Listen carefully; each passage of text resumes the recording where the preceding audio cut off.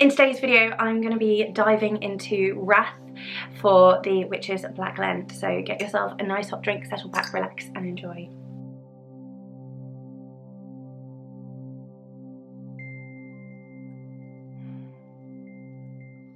Hi everyone, welcome back to my channel. Thank you for joining me for today's video.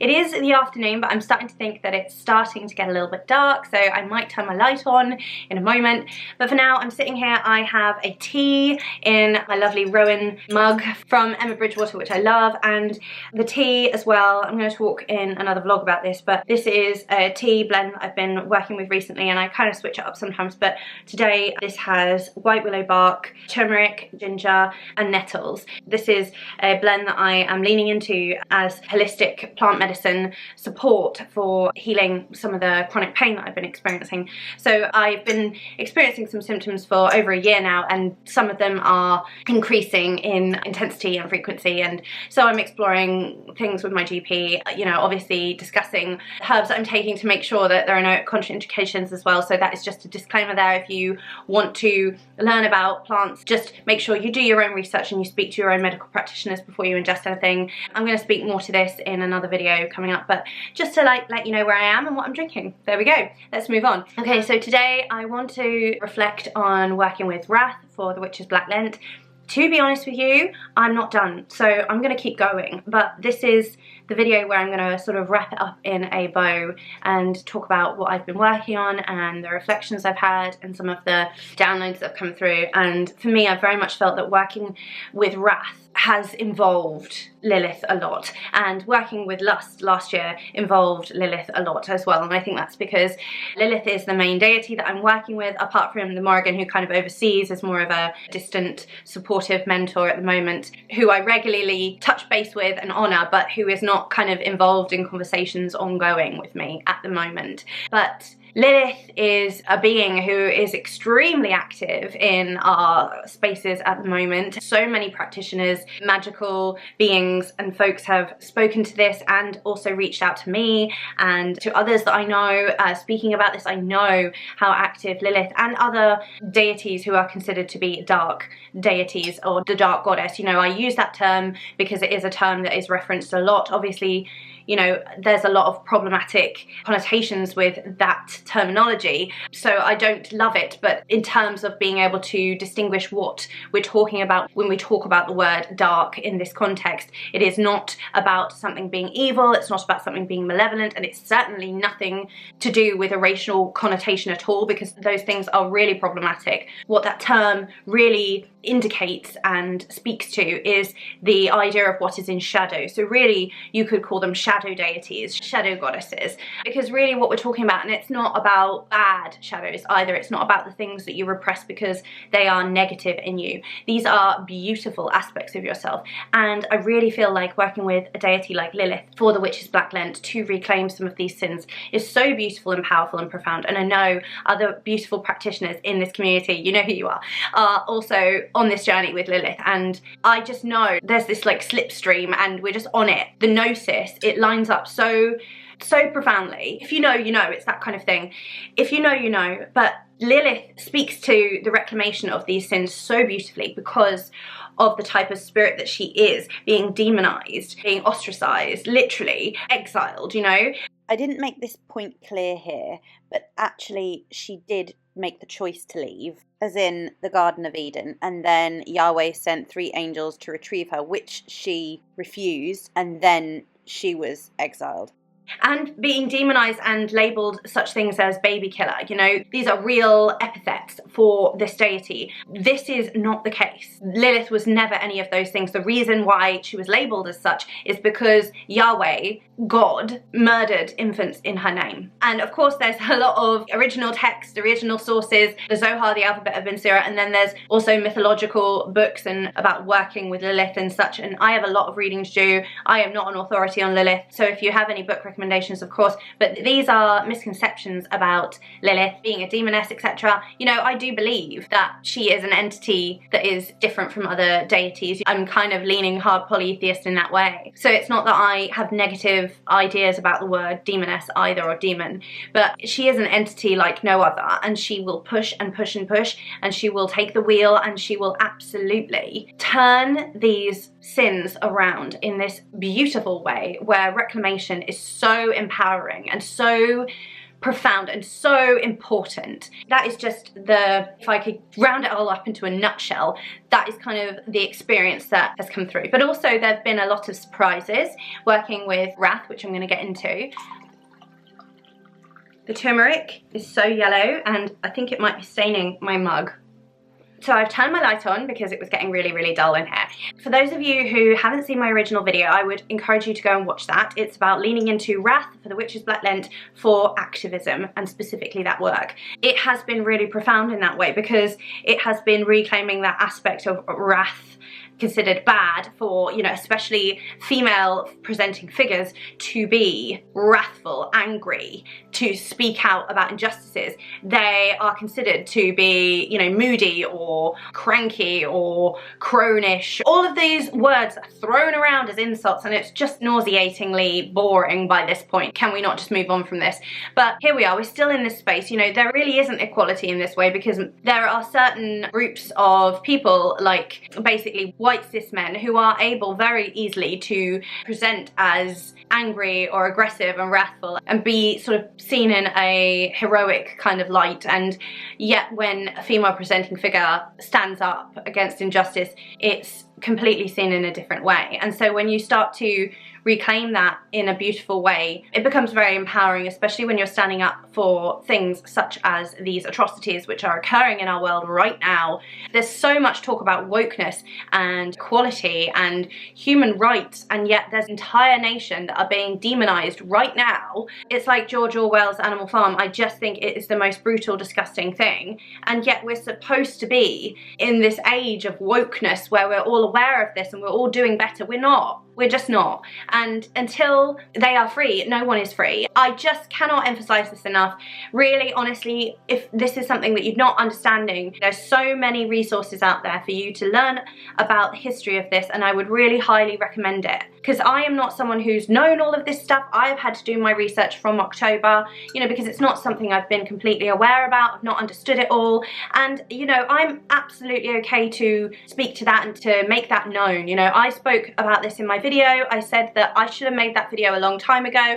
I should have, but I didn't feel like I knew enough. I'm okay with being truthful about where I'm at and not knowing everything. I'm okay with that. But we are in a world, it seems, where everyone is out to tear other people down, and it's almost like, I mean, I've heard people echo this, like a witch hunt type thing. It's almost like you're damned if you do, you're damned if you don't. And I think that some of the things that we've been speaking about within the community with the recent hashtag occulty have been really, really important to get out on the table, because there is a lot of this hatred that is going around, and it is just insidious. Can we not just allow each other to exist and understand that there's room for nuance with things? Bullying is not acceptable. It's just not. We need to move beyond this, and if we're actually going to be in a community and we're actually going to be on these platforms, we need to understand that there should be room for nuance and there should be room for understanding within this community. I'm going off on a tangent, but it does start within your local communities, whether that is in-person communities or online. So this hatred, it just has to stop. Hatred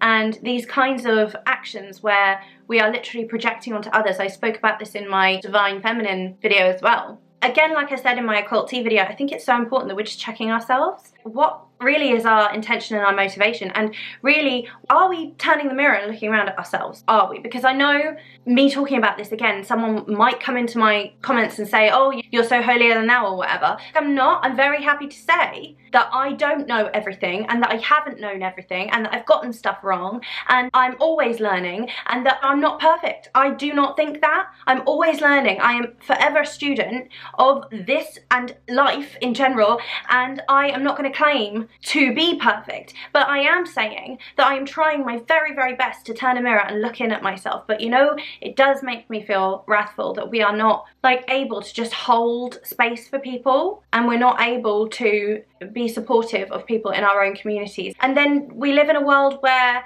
literally this hatred is going on. Hatred of a nation is going on. And we need to just be honest with ourselves. We really do. Just holding up that mirror for ourselves. I'm trying to do that every single day. Like I said in my occulty response, if I notice something in someone else that, you know, triggers me or I think is upsetting, or I always look at myself and I'm like, where is that in me? And I can usually find it. And I do think as well, a lot of wonderful people have reflected in their VRs. It's very possible to disagree with somebody, but be okay with that. It doesn't mean they're wrong. It doesn't mean that I'm wrong. And if I disagree with someone or they disagree with me, both things can be true at once. And why can't we just be in a place where we can actually support each other and actually have conversations where we disagree with each other and be adults? That's what I would hope for. And I think that when we can get to a place where we can be more like that in community, then we can get to a place where we can actually live in a world, hopefully, create a world where there isn't this division and hatred, and where we're not raising the children of a nation to be radicalized, essentially. It is heartbreaking. It's just heartbreaking every single day to see innocent children, innocent babies, innocent parents, innocent elderly folks, innocent all types of folks who are civilians and they're just trying to survive, and they are being brutally massacred, starved, and people think it's okay. And people support it, or people just are turning a blind eye. I've been extremely disillusioned and I've been extremely disappointed in humanity, basically, and it has massively impacted me as a human being and the way I look at the world, the way I look at community, the way I consider it all. It's been really sad, actually. It's been so sad to see some of the things I've seen and made myself see, because I felt that I needed to witness this stuff. I am at a place where I need to take a break and come back to it. I'm trying to just compose myself right now. I really want more for us as a humanity.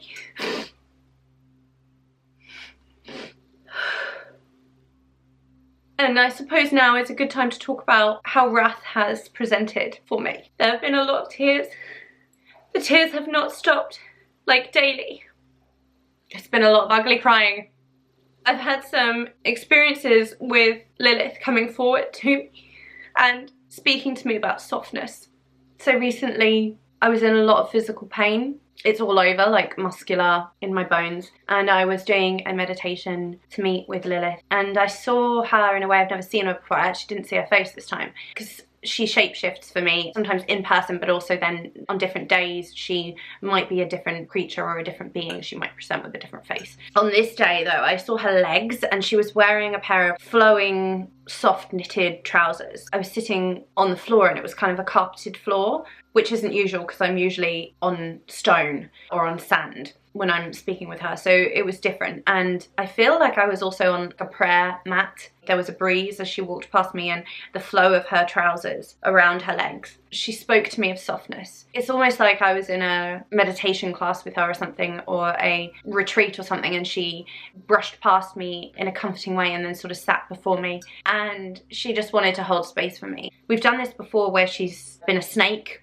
I've been held within her coil, wrapped up in her coil. Other times when she's been a massive owl and I've cuddled up within the chest kind of area of her body as an owl, so within the fluff feathers of her, and she's held me like that, like a baby, and it's incredibly comforting, you know. I will also say this imagery might be disturbing for some, so if you want to skip past this, skip past like maybe 20-30 seconds.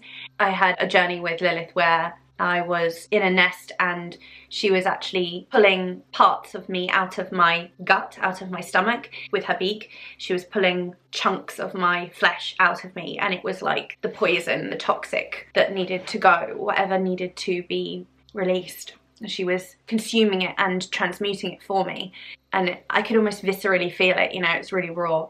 So a lot of these moments with Lilith have been incredibly comforting and also soft and gentle and sad, and I've been free and able to grieve and to release sadness. There's been a lot of screaming as well, where I've allowed myself to scream. I don't do this when my children are at home. I generally do this when I'm alone in the house, and I usually will do this when I am moving energy, so either Pilates or doing some kind of body weight resistance or some kind of cardiovascular where I'm moving energy through and allow my body to release, and then I will yell out. And I've found in the past when I've done this that it can hurt my vocal cords, so I will do what I learned basically through having kids, because obviously when you're giving birth you're moaning a lot, and so I was instructed by doulas in the past to sort of like moan and moo like a cow and kind of like Urgh. So it's very guttural when I allow that. So the movement, physical movement, and then the vocal release has been incredibly healing and powerful. I also experienced something as well which was insane. But recently Instagram went down and Facebook went down, and some of you may remember, but I had been looking at my phone basically all day because I work on social media. I've been looking at my phone for work, and I'd seen such a lot on my Instagram page from in that day, such a lot of pain and such a lot of graphic, sad, horrific images. When I saw the young 10-year-old Yazan who had starved, he suffered with cerebral palsy and he wasn't able to get the medication or the nutrients and the food to sustain him, so he passed away. And I'd seen he was very sick, I'd seen images of him alive, and then that week that he passed, I believe that's what I was looking at the time, and I let out a huge thunderous roar at my phone. I released it, and I was holding my phone, I released it into the phone, and I actually shouted at the phone, "No more!" And I threw my phone across the room onto the sofa. My children weren't in the house, I'll just say that before anyone comes at me and says I'm a bad mother.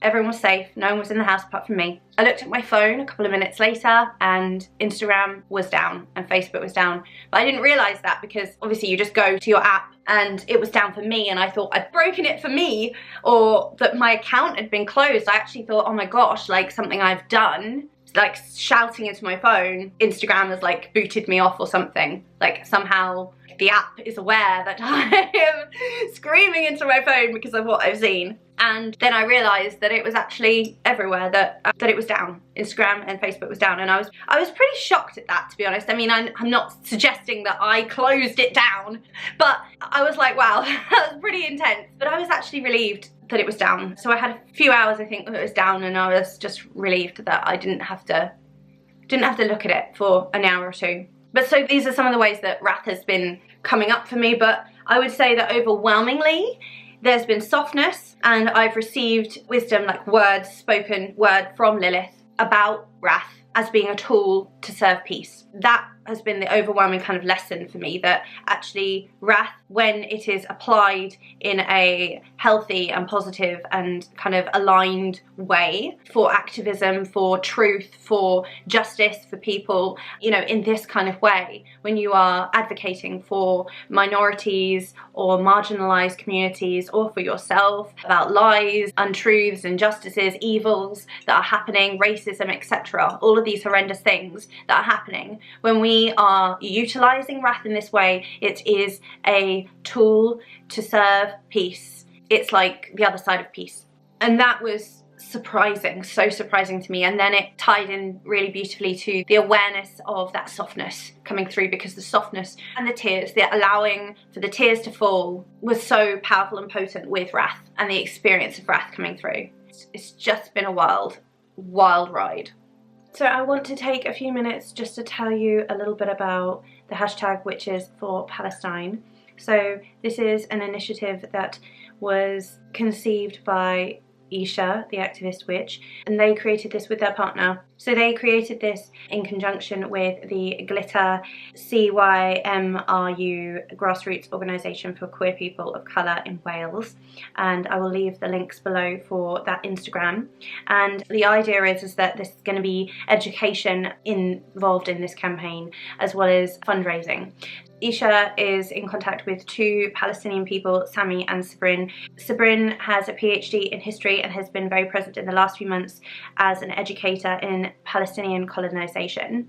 Isha met them through the Gentle Radical event in Cardiff recently. Sabrin is available to answer any questions on the last 100 years of the Palestinian displacement and questions in general about the Middle East. And Sami is a personal friend of Isha's, who is a social worker with Micro Rainbow, an LGBTQI+ individual from Jordan, and also a refugee whose family was displaced in 1948. Isha has kindly set this up, and these incredible folks are going to be in a Q&A which is going to air at the start of April, I believe. So there is a form that you can submit your questions anonymously to, and I'm going to leave that linked below as well. And the idea is that you can ask any questions at all, because no questions are silly, and this is to serve education for our entire community, and so that we can then in turn go ahead and raise awareness ourselves. So the Q&A will be published on the grassroots organisation on the Glitter CYMRU channels. There's also going to be a digital raffle that's going to take place, and I am going to be offering a reading within that. So it's going to be either a choice of a reading or a Reiki session or a consultation with me, and I'm happy to like discuss the needs, etc., of whoever happens to win that in the raffle. So there's a GoFundMe, which I will link as well. I have posts on my Instagram page about that. I'm going to leave Isha's details as well as Glitter socials down below as well. Also, if you are a content creator and you want to get involved, I'll leave the email address below as well so that you can get in touch. You can be involved in Witches for Palestine too. I really believe in this. I believe that witchcraft is political. I believe there's no way to get away from it, and I believe that for me, reclaiming the word witch, especially because I'm someone who has a lot of privilege as a white cis woman living in a privileged position, I feel that I can't be okay with myself just seeing these things and not speaking and not doing things, not doing everything I can. So signing every single petition that I can get my hands on. I've been sharing them with my friends, family, people online, my communities, donating to every single cause that I believe is directing the money in the right way. I've left links in my various videos previously and on my Instagram for those. I've been raising awareness as much as I possibly can. I've been educating myself, and I've been to certain demonstrations as well, and I believe thoroughly in speaking out and enabling people to access the information that is important for us all to learn about this. So thank you for listening, and let's get back to the video. So some really important lessons then for me has been allowing the movement, physical movement where is possible, and everything I look into as well around chronic pain and related conditions.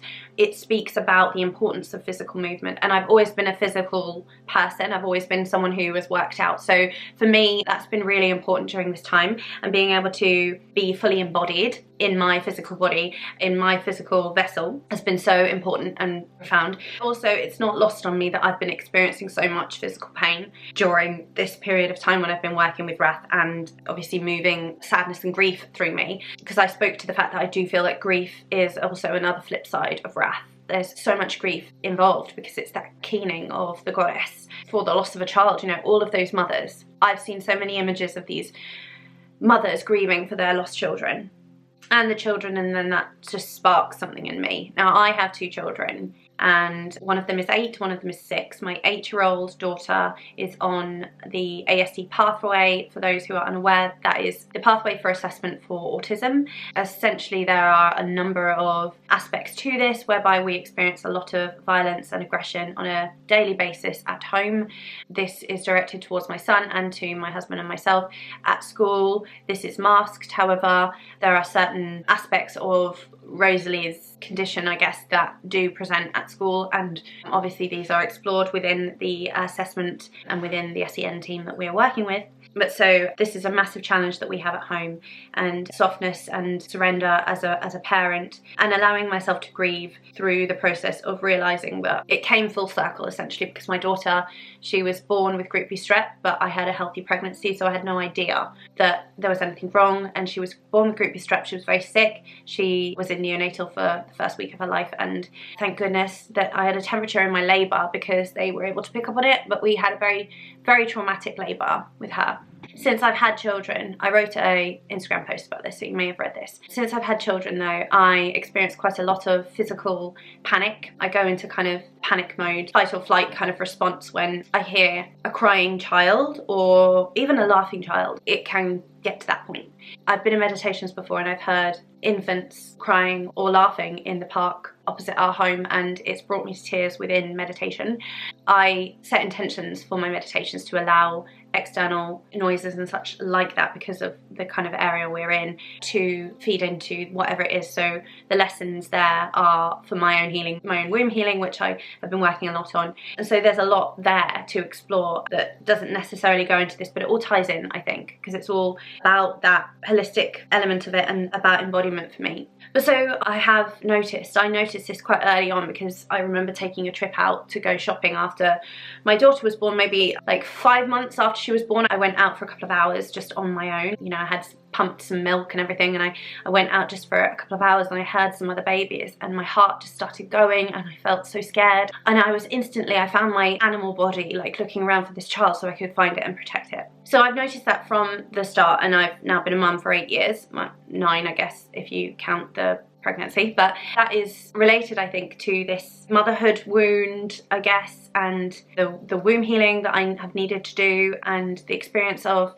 my labour and all of this stuff. So it's very personal. But for me, when I see some of the things I've seen, the small children alone, the orphan children, the mothers grieving for their children, a small infant crying alone, a small boy starving to death, a small boy in the street trying to collect food for their siblings but not being able to carry the pot and spilling it and crying, my heart is breaking every single time, and I see their bodies.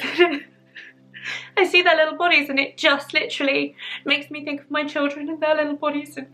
But then I remember that they are safe, my children are safe. And we are so privileged and so blessed. My children are the world to me, and I just feel so grateful for them. With everything, I'm grateful for every single thing. I'm grateful for even the challenges we experienced with our daughter. I'm so grateful for.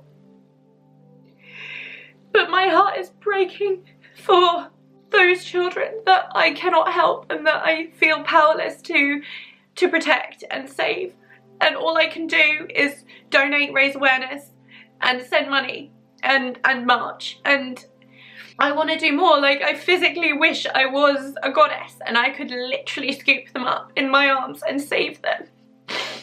And this is what Wrath has brought for me, or this is what leaning into Wrath for this work has brought into my awareness and brought into my work, and how it's impacted on the shadow work and the healing work with Lilith, and for my body and my physical healing, my vessel. Being in the body has been so important. Surrendering to the emotions. Some people probably are not liking that I've cried in this, or not liking that I've spoken about some of the visuals and things happening, but you know what, then maybe this isn't the channel for you, because I'm always gonna show up here honestly and authentically. I'm not always gonna be as personal as this. This is personal, sure, but this is me, and this is my life, this is my practice, and if you don't want to see this, you can very happily click off, is the thing. Being in the body, surrendering to these feelings, this is why I didn't want to silence myself when I was crying. I mean, part of me wants to remain composed for a video, but I recognise that people watching this probably are the only ones who are going to be interested anyway. So I'm allowing myself to surrender to those moments of sadness, the grief that comes up, and allowing the feelings, the emotions to move through me, because that is what is required for manifestation. Movement is required, and for us to make a change in the world, we need to feel these things. I read a quote that said something like, activism without compassion is not sustainable, or it was activism without softness, or something along those lines, and it really spoke to me. I can't even remember what it was now exactly, but it was along those lines. But it really spoke to me, because there needs to be softness, there needs to be sentiment and emotion and compassion. I spent quite a lot of the demonstration that I was at recently in tears, and some people approached me and said they could see how much I could feel it, and they were in tears as well, so we just shared moments of support for one another, and that was really beautiful. You know, the support you get when you attend those, and the feeling that you're not alone in this, that there are other people that are feeling this way. And I've leaned into speaking to some beautiful souls within our community to talk about this as well, and that has been really, really healing. So I would really recommend that you do that. And I also said in my video where I shared a tarot spread for activism, that if you are in this place where you are sad, where you are feeling this, where it's hitting you, then to reach out to someone in the community, and that my DMs are open for that. Now, I will say that when I'm filming this, I'm going off Instagram for a week. I'm having a break from social media for a time, but by the time this goes live, I'll probably be back, so that should be fine.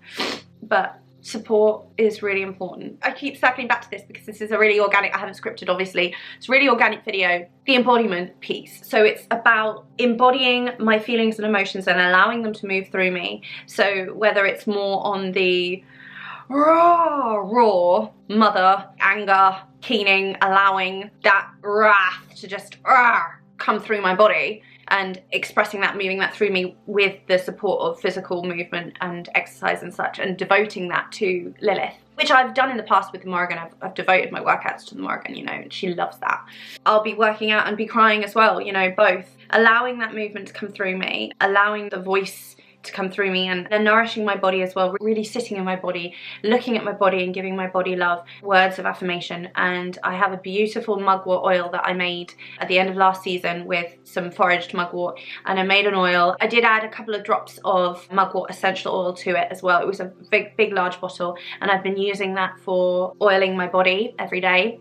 And not only is it helping with the physical pain and comfort levels, but it is also just such a nourishing, like a heart nourishing practice. And if you've watched my video before, you'll know that mugwort is one of the herbal allies that I do lean into. It's on my herbal team, as it were. It's on my council, my herbal council of allies. I'm leaning into those plant allies. Like I've spoke to you before, when you know a plant, when you've spoken to that plant, when you know the spirit of that plant and you can work with that plant, it is the most beautiful relationship. It is a relationship based on sacred reciprocity and mutual respect, and there is so much beauty in those relationships when you start to speak and understand those spirits, and when they talk back and you come to know them, they work with you for everything. That has been such a beautiful practice to lean into. So cleansing spiritually whilst also physically cleansing, so doing showers and incorporating things like Reiki, then oiling my body, and then going into meditation, and then sometimes not going as far as to actually go into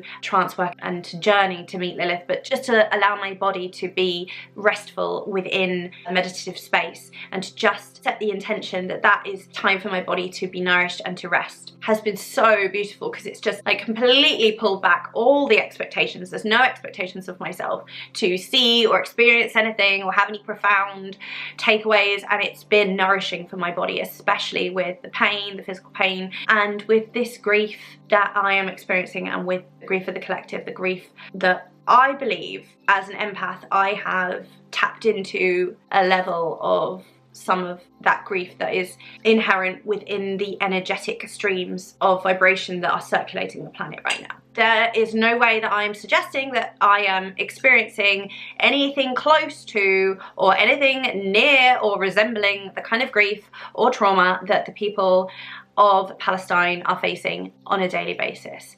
I've spoken to this level of trauma they're experiencing. It is absolutely not okay, and in every single post about it I do again assert, please ask people to educate themselves, to understand, to learn more, to donate where they can, to raise awareness, to speak out, to sign every single petition they can, and to just be vocal, and to march if they can, to do whatever it is they can within their power at this point. So I've spoken to some of the embodiment practices, I've spoken to the movement practices. I will also say as well, during some meditation and journey work, some of the healing womb work as well, that the component of physical movement has come into some of those as well, because that active movement has supported the channeling of the emotions and the release of the emotions. And like I've said throughout this, what's been so important is not just the feeling of it, but then the allowing of that movement to release. And it's not to say that it's gone, because it will often come up again, but it's just allowing the body to process these things and to move forward. Because if we stay in a stagnant place where we're bottling up emotions or pushing down emotions, pushing them away, that actively goes against the shadow work we're trying to do, and it actively stores miasma or toxicity within the body, you know. So I believe that's so important, and that has been so important for me. So I also spoke to the fact that there is a lot of grief within the wrath, and then there's also a lot of peace on the other side of wrath, and that the wrath serves the peace. But then also something about wrath that is really beautiful is that it pushes us towards success. So the wrath that I have felt has pushed me every single time to do something more, to do more, to learn more, to educate myself more, to share more. It pushes me every single time. And that is such a beautiful component of the sin of wrath that I have loved. I've loved so much. And there has been such a need for softness. I believe that wrath necessitates that softness as well. And it's not what people think. And that's what I mean. Like, it's been so profound. It's been so healing. It's been so expansive and enlightening to work with wrath. My relationship to wrath has completely changed, just as I've been completely changed by the activism that I've been doing. And I don't think I'll ever be the same. So I'd like to share with you some of the work that I've been doing to support my practice with wrath. And one of them is a piece that I started for Lilith, and then I quickly realised that it was for this project. So I'm not going to show you my entire book, but this is like part of my book with Lilith. And I have a piece of art that I created for Lilith, and it was based upon a photograph that I found. And then I realised as we were going into the WitchesBlackLent that it was absolutely aligned for that. And this is the piece. It is not on very good paper, so I've since started to get some better paper. But what this is it's colouring pencil. So I'll probably share some cutaways as well so that you get a better look. But it's essentially colouring pencil, and I utilised 2 different sets of colouring pencils. One set of Caran d'Ache Illuminance and one set of Prismacolors, which are known to be some of the best colouring pencils and ones that I really, really like. So this is my piece for Lilith to Lilith for Wrath. I'm not 100% happy with it. I'm certainly working on my colouring and my technique and understanding more about that, practicing. I grew up doing art. I took art A-level and GCSE, and I was going to go to art school but didn't, and my mum was an art teacher, so it's something I've been doing all my life, but I've spent a lot of time not doing it because it's like the writer's block thing, right, which I've also had because I'm actually a writer by trade. Yeah, writer's block, artist block, it's a thing. And actually a book that I've never read is The Artist's Way, which my mum has a copy of, which I started reading when I went to stay with her a couple of years ago. I started reading it. I want to borrow the book, but I don't think she wants me to take it away from the house at this point. I haven't been up there to stay in a while because they have a place nearer here, so they come down and stay at their little place down here. But I think I need to get a copy of that book because I think that that would really, really serve me and my journey with art. But that's my art piece for Wrath for Lilith. I'm also going to share with you my invocation for Wrath that I wrote. From the darkest depths of my primordial body, I call you forth. Wrath, you who shriek out with the sacred rage of the divine feminine, the collective force of the Dark Mother, from the belly of the earth, bellow and screech with anguish, disgust and defiance. Keen out through my lungs with the almighty thunder of a woman scorned. Raise hell with the power of a tidal wave and the terror of a mother whose child is ripped from her embrace. May the truth shine brightly with the force of 1,000 suns and be burnt into the eyes and memories of the complicit. May they forever know the horrors they've inflicted upon the innocent. May they be brought to justice, as she who screeches exposes them and all of their lives. The eyes of the goddess see all. The eyes of the divine cannot turn from these atrocities. Wrath shall be served. Empower me to do everything I can to fight to protect innocent lives. Wrath, you who move with unconditional love and painstakingly seek justice for the oppressed. Wrath, you shall know peace. Wrath, you shall know peace. And so it is. I'm also creating an incense. I have planned this ahead of time and done some research with some of the books that I love, and I shall leave some links below for some books that I would highly recommend if you're starting out on this journey. But I decided to look for herbs that could be tapped into for their healing and peaceful properties as well as their powerful properties, and there were a number of herbs that corresponded to both. So I have a number that I felt intuitively guided to work with because of the associations I have with them and because I already know them as plant spirit allies. So nettle was one of them, fern was another, and mugwort was another, cinnamon and rose, of course, and dragon's blood. Then whilst doing research, I did find that in a number of places they are attributed to both power and peace. So I have a number of herbs that I'm going to be leaning into and petitioning for this work, and I don't know if I'm going to use all of them yet because I haven't made the incense yet, but so I'm going to do that.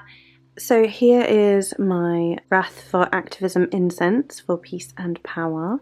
I included some fern that had dried, I'd foraged for a while ago. I've used that in a number of different workings recently, so I also used that, as well as some nettle, and I will leave below some of the main ones that I used, but essentially there were a lot of correspondences because I did find that a lot of them actually corresponded to peace and power together, and then there were a few that I also wanted to add for myself because of my own associations and working with the spirits of those plants.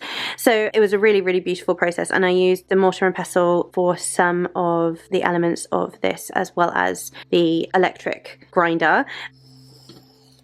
So far I've been using it on top of the burner like this. This is a piece that I bought years ago from Starchild in Glastonbury, and it had all of this build-up of wax around the outside, so at the weekend I actually managed to like clean it off, and that's been so good. But it does sort of somehow, as the candle burns, it does tend to gather. And then I like to add leftover wax to the top there. You can pour in whatever it is you're working with. So there is some oil in there that I've added in, and then some of this as well. And I'm really liking this. It's got a very earthy, very powerful, very musky kind of scent. Very woody, very aromatic, very spicy. It sort of smells like a Martian incense might, you know, for obvious reasons, because a lot of the herbs do correspond to Mars. Yeah, lots of power behind this. Also some herbs that correspond to Saturn as well for that responsibility. And there was a lot of intention that I put into this, speaking words of intention, breathing intention over this, some incantations and some just natural flowing words, intuitively speaking, breathing, singing actually into the herbs before and then after. It's been a really beautiful process to make this. I'm really happy I've got this. I'm going to be utilising this a lot in the coming weeks and months, especially as some of the atrocities that we continue to see are still going on, and this is part of the work that I feel is really important, because this is going to be strengthening me and empowering me to continue to be strong and to continue to do the work that I need to do. So I love this. It's really a beautiful scent. Let me know if you've got any questions about this, and I'm happy to respond. Tarot spread to share with you as well that I developed for this, but you can utilize it for whatever quotation mark sin that you are working with, that you are looking to reclaim. So the first prompt is, what is the energy of my relationship with this sin? The second prompt is, how has this sin manifested for me? The third prompt is, how has this sin served me in a toxic way? For instance, in this case, it may be something like keeping one in a comfortable but stagnant situation. The fourth prompt is, how has this sin served me in a reclaimed, empowered way? The fifth prompt is, how has this sin impacted me negatively? The sixth prompt is, how have I misunderstood this sin? The seventh prompt is, how can I reframe the way I see this sin? The eighth prompt is, what does this sin have to teach me? And the final prompt is, message from spirit, the divine, ancestors, deity, or the higher self about this sin.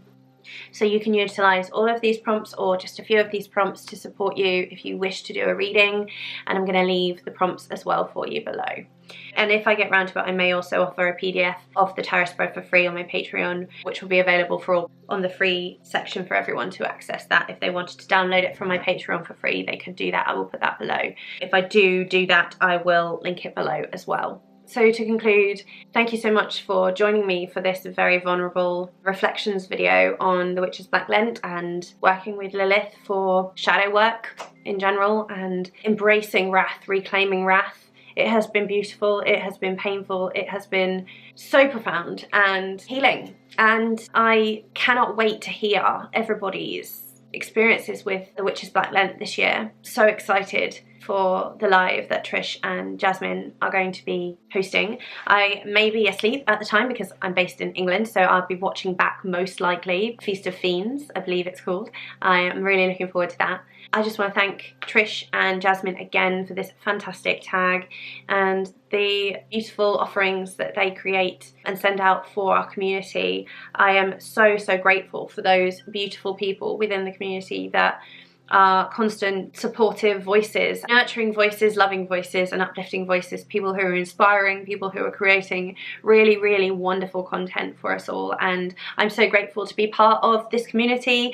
I'm so grateful to be able to sit here and speak. If you made it to the end, please leave a little heart emoji, any of the hearts. And thank you so much for allowing me space and grace to move and to express my emotions freely in this space. I'm really grateful for everyone who watches, comments, subscribes, likes, shares, all of that. And of course, I have Patreon, I have Instagram, I have ways to support as well down below in the description box. If you wanted to support me, I would also really be incredibly grateful for that. So thank you again so much for joining me. Thank you again to Jasmine and Trish. This has been wonderful and profound. Incredible experience. So many blessings to you all. Take care of yourselves and I look forward to seeing you again in another video soon. Mwah! Many blessings.